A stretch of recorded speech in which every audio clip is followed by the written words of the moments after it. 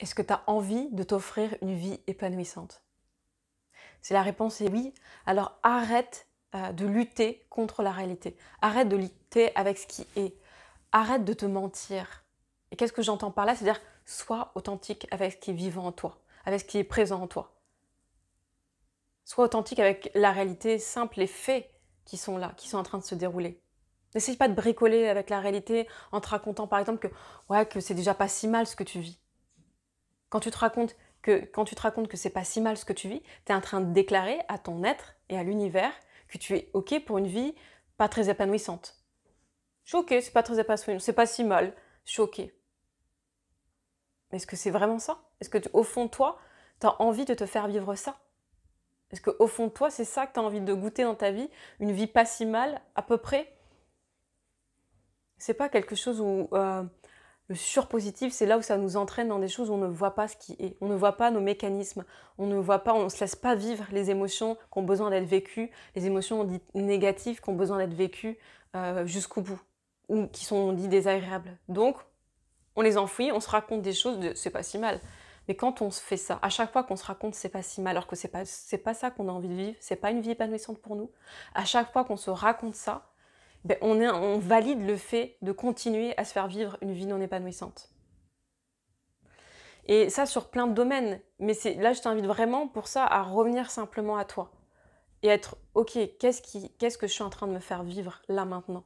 Et dans tous les domaines de ta vie, que ce soit au niveau relationnel, au niveau professionnel, dans ta relation de toi à toi, est-ce que c'est ok?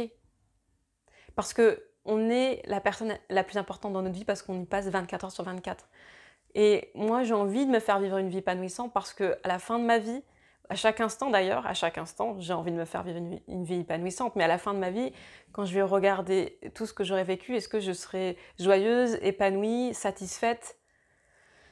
Ouais, est-ce que j'aurais de la joie à regarder tout ça et de me dire, c'était bon ce que je me suis fait vivre jusque-là. Moi, j'ai envie de m'offrir ça. Et pour ça, je sais, parce que j'ai fait l'expérience que c'est hyper précieux d'être authentique avec ce qu'il a. Être authentique avec son ego, c'est-à-dire être authentique avec...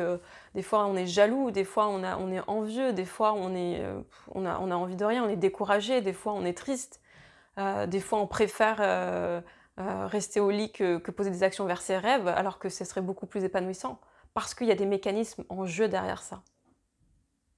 Mais si t'es pas prêt à te dire, ah ouais, si t'es pas prêt à voir et à mettre de la conscience et de l'authenticité sur ça, tu vas continuer à te faire une vie qui est pas si mal ou peut-être pas confortable du tout.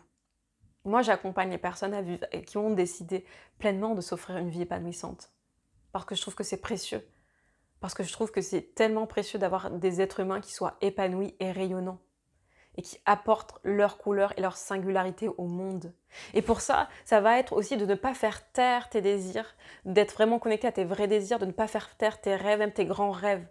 Tu as le droit d'avoir de l'ambition.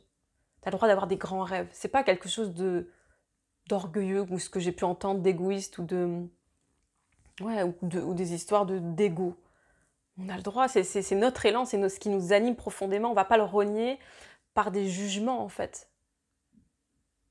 Moi, je t'invite aujourd'hui en cet instant à être le plus authentique possible avec ce que tu vis aujourd'hui, que ce soit dans ta relation, dans tes relations aux autres, dans ta relation, dans ton couple, si tu es en couple, dans tes relations professionnelles, dans ton métier.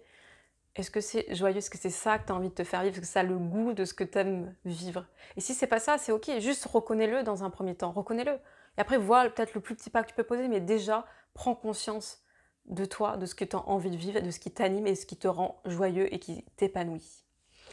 Voilà ce que j'avais envie de te partager aujourd'hui. Je te souhaite de beaux instants présents, puis je te dis à tout bientôt. Merci.